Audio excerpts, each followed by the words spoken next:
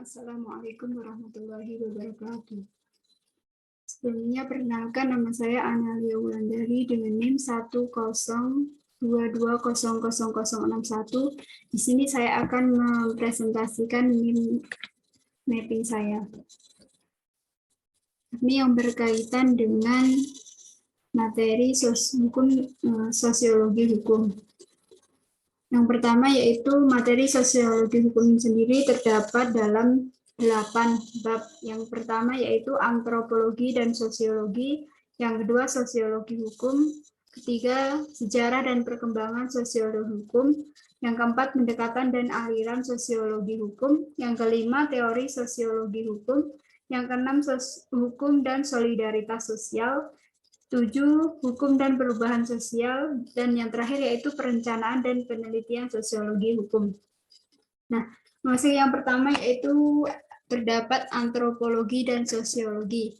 Nah, di sini ada pengertian antropologi adalah ilmu yang mempelajari tentang asal-usul, dan sosiologi yaitu ilmu yang membantu untuk mengenal perilaku manusia di tengah kehidupan masyarakat. Selanjutnya yaitu terkait dengan sejarah singkat sosiologi hukum. Dalam sejarah, istilah sosiologi hukum untuk pertama kalinya dipergunakan oleh seorang Italia yang bernama Anzio pada tahun 1882. Dari sudut perkembangannya, maka sosiologi hukum pada hakikatnya lahir dari hasil-hasil pemikiran para ahli pemikir baik di bidang hukum, ilmu hukum maupun sosiologi.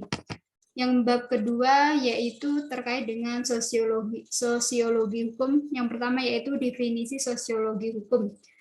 Sosiologi hukum adalah salah satu cabang dari sosiologi yang merupakan penerapan pendekatan sosiologis terhadap realitas maupun masalah-masalah hukum.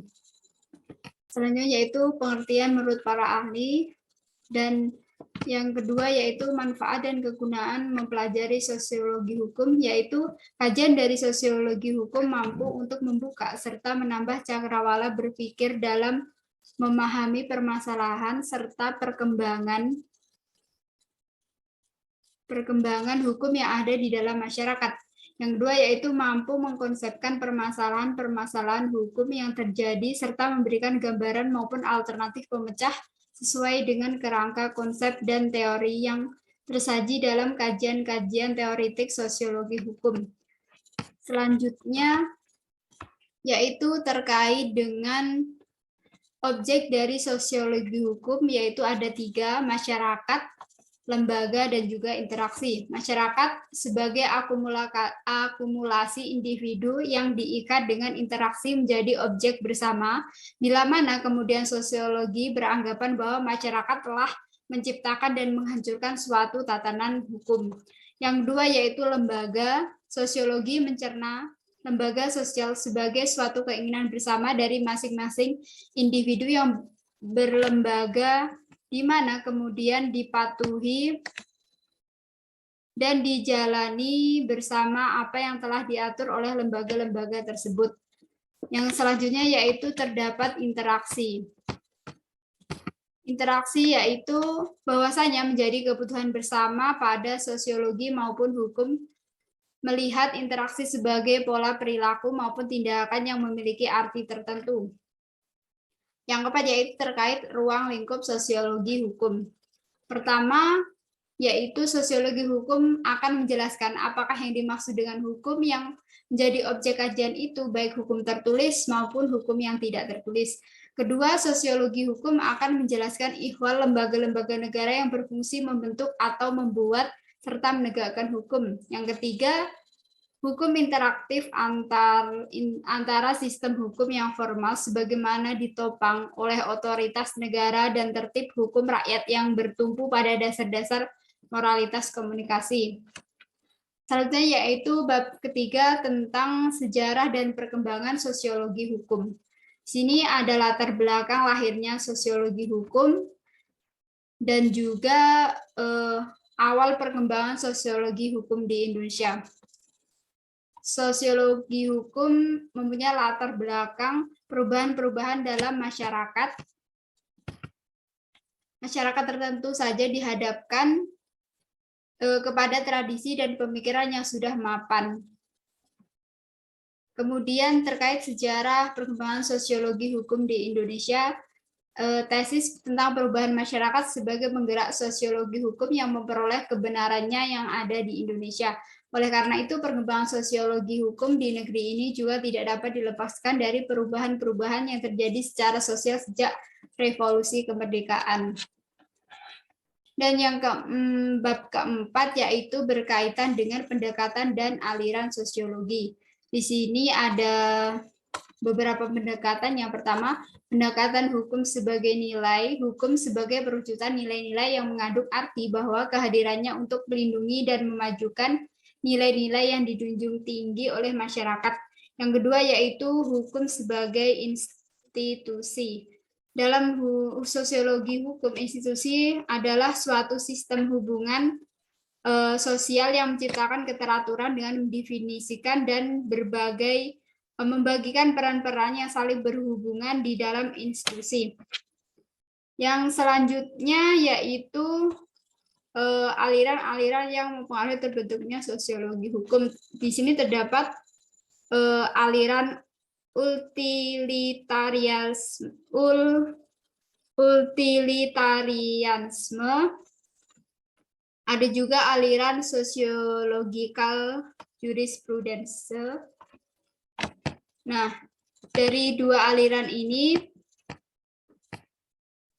ada juga mazhab formalitas dan juga mazhab sejarah dan kebudayaan. Mazhab sejarah dan kebudayaan ini adalah senyatanya mempunyai pemikiran yang bertentangan dengan mazhab formalisme. Dalam hal ini, mazhab sejarah dan kebudayaan menekankan bahwasannya hukum hanya dapat dimengerti dengan menelaah kerangka sejarah dan kebudayaan di mana hukum tersebut timbul. Untuk selanjutnya nanti bisa teman-teman baca di file PDF yang saya kirimkan. Untuk bab selanjutnya yaitu tentang teori sosiologi hukum. Di sini pengertian teori adalah berasal dari kata teoria dalam bahasa Latin yang berarti perenungan, yang pada gilirannya berasal dari kata thea dalam bahasa Yunani yang berarti cara atau hasil pandang, adalah suatu konstruksi di alam ide imajinatif manusia tentang realitas-realitas yang ia jumpai.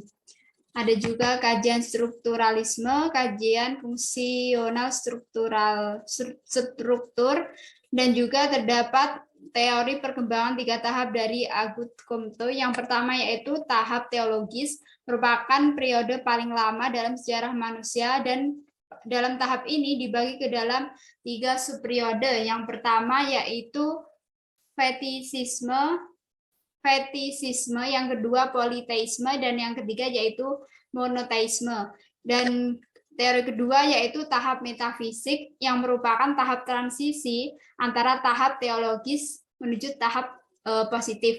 Dan yang ketiga yaitu tahap positif, ditandai oleh kepercayaan akan data empiris sebagai sumber pengetahuan terakhir, tetapi sekali lagi pengetahuan itu sifatnya sementara dan tidak mutlak.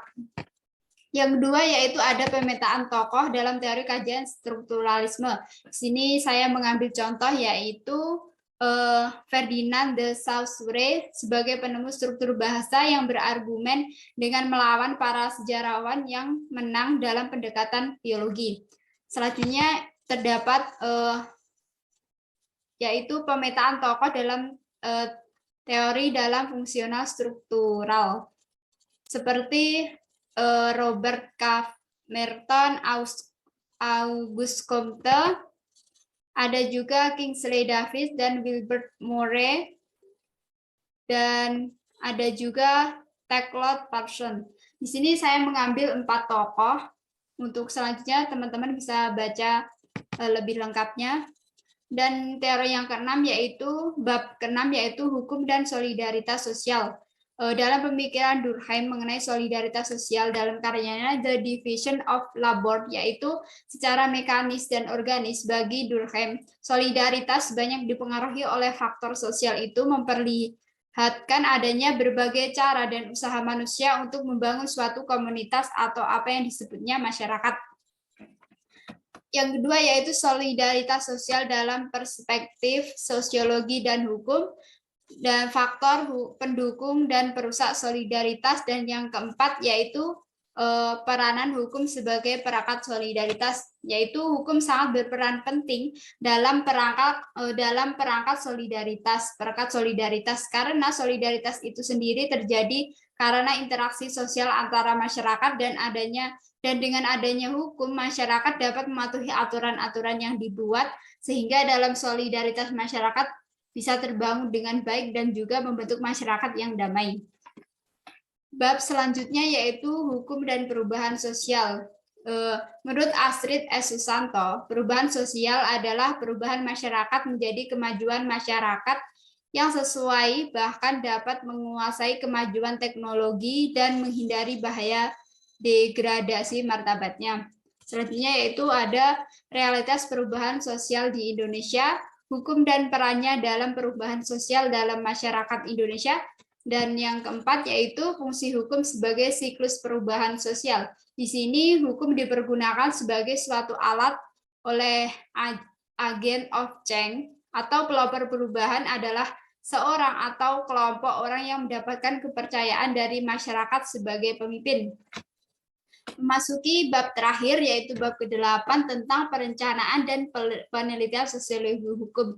Di sini terdapat dua subbab, yaitu yang pertama metode penelitian kualitatif dan juga pendekatan dalam penelitian sosiologi hukum.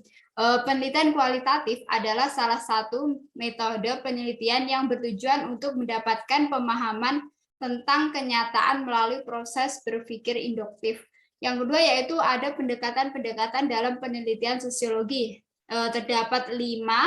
Yang pertama yaitu pendekatan dengan mengkaji asas-asas hukum. Yang kedua pendekatan terhadap sistematika hukum.